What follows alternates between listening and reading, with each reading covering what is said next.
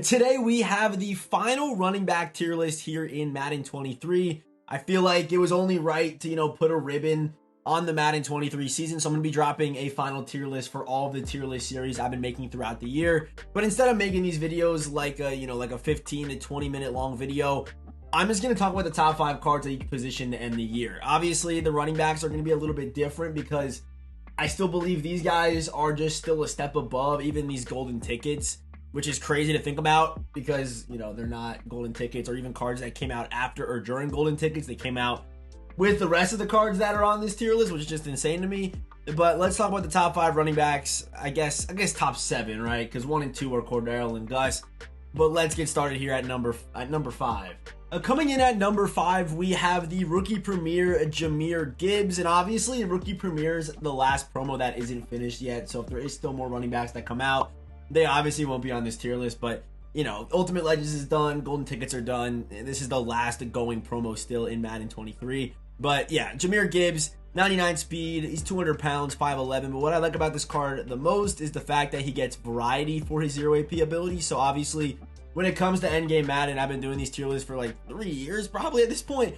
And endgame Madden, you really have to split hairs, but I really do enjoy the variety of this card. No matter how you want to use your running back, you could use Jahmyr that way. And more of a power back, I would put armbar, maybe evasive on him, or armbar joystick. If you want to use more as a pass catcher, you have short in or evasive, or short in joystick, or short in armbar. No matter how you want to use this card, you're able to use him, and also has good stats to back it up. And the card does play well in game. So Jahmyr Gibbs, to me, with the variety, with the stats, and how the card plays, I think for sure lands himself into the top 5. Coming in at number 4, we have the Field Pass Bo Jackson, which you're not going to see a lot of because most likely if you are getting back on Madden 23, you're probably just playing a game of head-to-head. And, you're not grinding the game. There's not a lot of people left that are, going to be finishing the field pass and things like that. So if you are one of those people, you might get Bo Jackson. He's actually a top 5 running back in the game.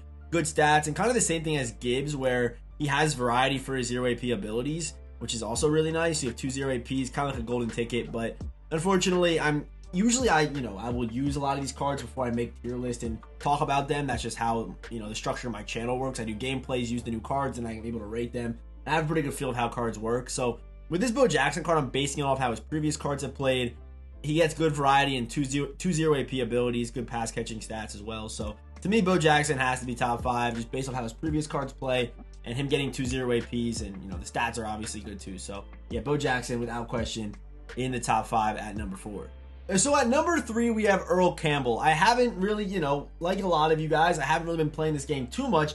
But when I see Earl Campbell in the mud streets, the dude always gives me problems. And my theory for this is EA doesn't really tell us what factors in the animations and things like that. So I feel like him just having 99 in every running back stat has to be doing things that you don't even see or notice happen. Like maybe lead block matters a lot more than we think it does, or impact block matters a lot more than we think it does. If you look at all his ratings, I mean, he's got 99 in just random stuff that he doesn't even need, like catching traffic, deep route running's 99, impact block 99. Who knows? That could really matter when it comes to breaking tackles and things like that. Lead block 99. Who knows? That can matter with the balls in your hands too. So this card, yeah, even as a pass blocker, he's got the 99 stats. So to me, that's why this card just plays so well. Obviously, 99 strength matters and the stamina, all that good stuff. So Earl Campbell to me, definitely top 3. Whenever I have played this card, if you haven't faced him yet, then you don't know what I'm talking about. But for some reason, the card just plays different. I can't describe it, but I think it is because of all those 99 stats. And by the way, he still gets good abilities as well, which I should show off too here for Earl. He does get 0 APs, not 2 like golden tickets, but I would trade that extra 0 AP ability for the 99 stats. And at the end of the day, you have to spend your AP somewhere, so why not spend 1 AP on your running back? Coming in at number 2, we have the golden ticket Jerome Bettis. Even though, I was really talking about versatility earlier on the tier list, earlier in the top 5 here, I still like these 2 abilities for Jerome Bettis. A 250-pound back, 256 at 5'11", so it has the ability to air truck, but also getting tank and bruiser. That's a perfect mix for this card. And if I were to spend an AP on this card, I would probably go after a jukebox, to be honest, to make him, to give him that ability to kind of skip juke, or go leapfrog if you like doing that.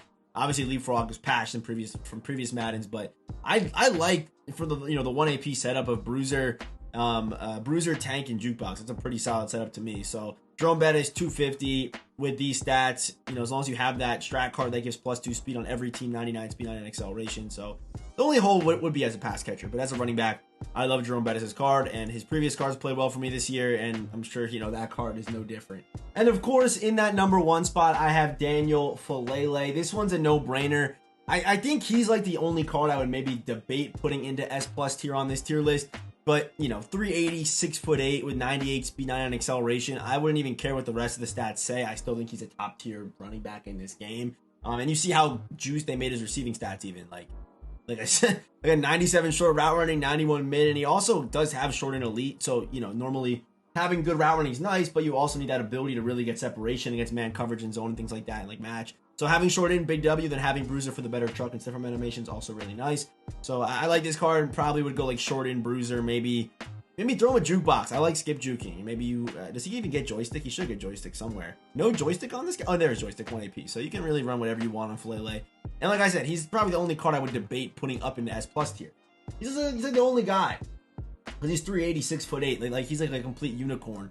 And if you are wondering, maybe if you didn't follow Madden 23 the whole year, the reason why these guys are S+ tier is because they have potential to break 15 to 20 tackles in one game. No one else on this tier list has that potential. That's just how broken the freight train or a Phenom X Factor is in this game, which is just nutty. So yeah, that is the final running back tier list. Drop a comment down below. What do you guys think? Who's too high? Who's too low? Who am I sleeping on? And as always, I will see you boys in the next one.